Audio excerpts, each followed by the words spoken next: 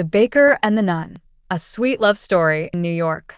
Once upon a time, in the chaotic, charming streets of New York City, lived Sister Mary Sugarbottom. She wasn't your average nun. No, she had a special talent, baking.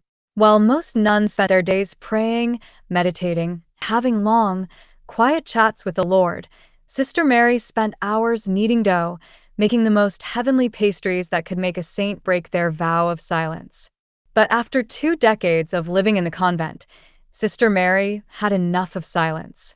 She was tired of only speaking when it was absolutely necessary, like when a fellow sister accidentally burnt the communion wafers. "I'm done," she shouted one day as she tossed a tray of cinnamon rolls into the air. "I've been silenced long enough. I want to make noise and make pastries. I'm leaving this convent and going to live my best buttery life." And so, with a dramatic swirl of her habit, Sister Mary left the convent. She exited the gates, her apron flying behind her like a cape, ready to conquer the world of New York City's culinary scene. The problem? She didn't know where to start. So, like any sensible woman would do, she wandered the streets aimlessly, looking for a sign. And that's when she met him. Tony the Dough King Moretti. Tony wasn't just any baker. He was the kind of baker who wore a chef's hat so big that it looked like it was trying to escape from his head. His bakery, Tony's Dough Paradise, was infamous for its pastries that were so delicious they could make a grown man cry, or at least loosen his belt. As Sister Mary stumbled into his bakery, Tony was standing behind the counter, sprinkling powdered sugar on a tray of donuts. He looked up, wiping his flour-covered hands on his apron. "Hey there, sister. You look like you've got a lot of whisking to do in your life. What can I get you?" Sister Mary, suddenly aware that she had been staring at the pastries for far too long, snapped out of her reverie. "Oh, I'm no longer a nun, Tony. I'm free, and I want to bake. Like really bake. I'm leaving behind my vow of silence and taking on the world of cakes, cookies, and excessive frosting." Tony, who had been known to flirt with a good éclair, was immediately intrigued. "Well, sister, how about this? We open up a bakery together. You bring the prayers, I'll bring the pastries. We'll call it the Immaculate Confession." Sister Mary raised an eyebrow. It sounds divine. But first, let's do something about that ridiculous hat of yours." So, with that, the dynamic duo of baking was born. They signed a lease for a little shop on the corner of 5th and 42nd and started planning their bakery. Tony, of course, insisted that their bakery had to be flashy, so he covered every inch of the place with neon signs that read, "Holy Cannoli," and "Get your sins forgiven, one croissant at a time." But their greatest invention? The Holy Cannoli. A cannoli so delicious that one bite would make you question all your life choices up to that point. Sister Mary insisted that the cannoli be made with the finest ingredients, fresh ricotta, crispy shells, and, as she liked to say, a touch of divine intervention. People who ate it swore they could hear an angelic choir in the background. One day, a food critic from the New York Times walked in, looking very serious, with a notebook in hand. He sat at the counter, scanning the menu, which had more puns than a stand-up comedy special. "I'll have the heavenly pastry platter," he said, eyeing the large array of sweet treats. Sister Mary, ever the showwoman, said, "Are you sure you're ready for this? You may end up in a sugar coma from which there is no return." The critic raised an eyebrow but smiled. "Bring it on, sister." After one bite of the holy cannoli, the critic dropped his pen, stared wide-eyed at Sister Mary, and said, This is the best thing I've ever tasted in my entire life." "What do you call it?" Sister Mary, with a sly smile, answered, "The Immaculate Confection."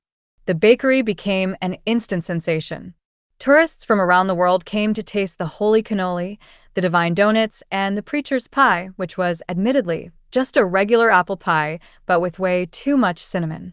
There was even a line out the door every Sunday morning for their sins and scones brunch. Tony, who secretly loved the chaos, would shout, "Let's make some holy dough. But first, let's pray over the butter." As business boomed, so did their relationship. One evening, as they were frosting cupcakes together, Tony suddenly turned to Sister Mary with a look of determination on his flower-covered face. "Mary, I've been thinking, how about we get married?" Sister Mary stopped in her tracks, the frosting dripping from her spatula. "Tony, you're my butter half, my rolling pin soulmate. But first, let me bless the cake." And so, right in the middle of the bakery, surrounded by sugar, butter, and a few dozen customers who didn't understand why they were still in the shop at 10 p.m., Tony and Sister Mary got married. The ceremony was quick and sweet, much like their pastries. Tony wore his chef's hat, and Sister Mary wore a dress made entirely of fondant, which melted a little in the oven, but it was a minor detail. The couple exchanged vows as the entire bakery chanted, "I do." And thus, the Immaculate Confection became not only a bakery, but a legend in New York City. People came for the pastries and stayed for the laughs. As Tony liked to say, in this bakery, every day is a holy day. Except for Mondays, those are muffin days. And so, Sister Mary and Tony lived happily ever after, baking and laughing in the sweetest little bakery in New York City. The moral of the story? Sometimes, when you follow your passion, you end up with more than just dough. You end up with love, laughter, and a ton of frosting. The Baker and the Nun, The Immaculate Confession. It was a busy Monday morning at the Immaculate Confection, the bakery that had taken New York by storm. Sister Mary Sugarbottom and Tony, the dough king, Moretti were hard at work, as usual. The aroma of fresh pastries wafted through the air, and the sound of the mixer whirring was like a symphony of sweet creation. But something was off. And it wasn't just Tony's questionable choice of wearing a Hawaiian shirt with his chef's hat. "You know, Mary," Tony said, his hands covered in powdered sugar as he tried to tie a balloon to the front door, "we've got to do something big for Valentine's Day.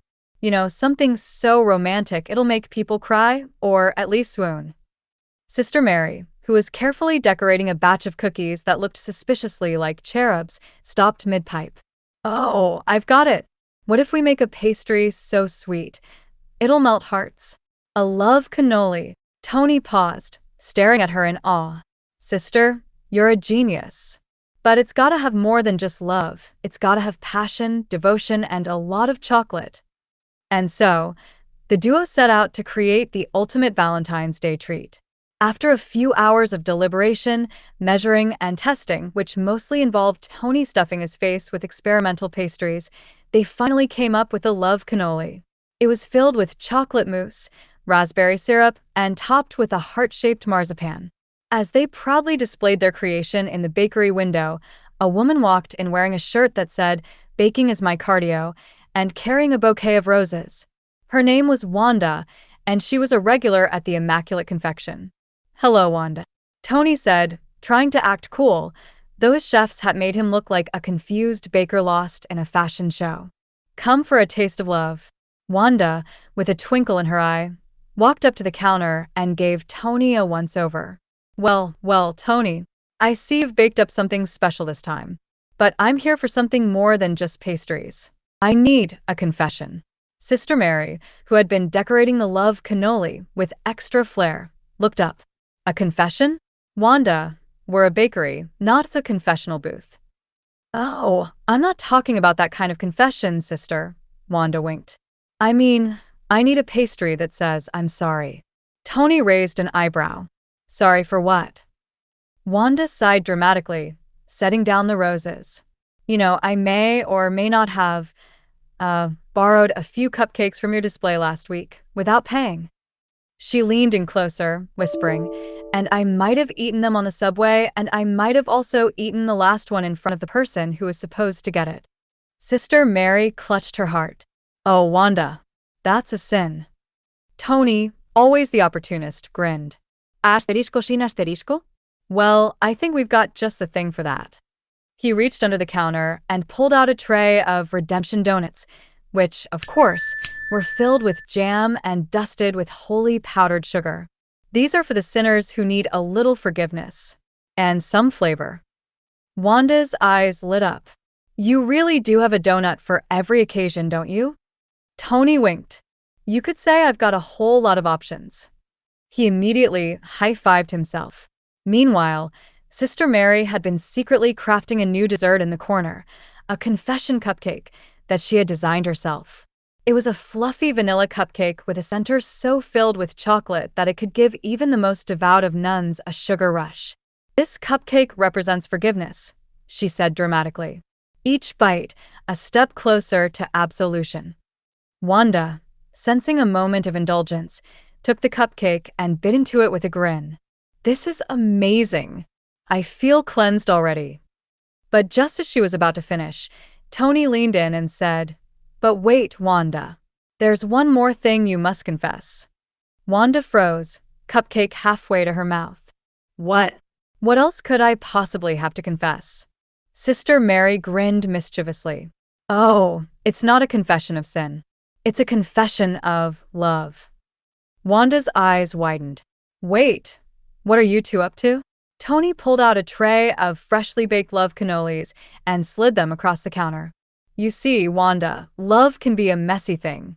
And sometimes it takes the right pastry to make you realize maybe this is the person you're supposed to be with." Sister Mary picked up a love cannoli. "And sometimes love comes with a side of chocolate mousse." Wanda stared at them, completely baffled. "Wait, you want me to confess my love for someone over a cannoli?"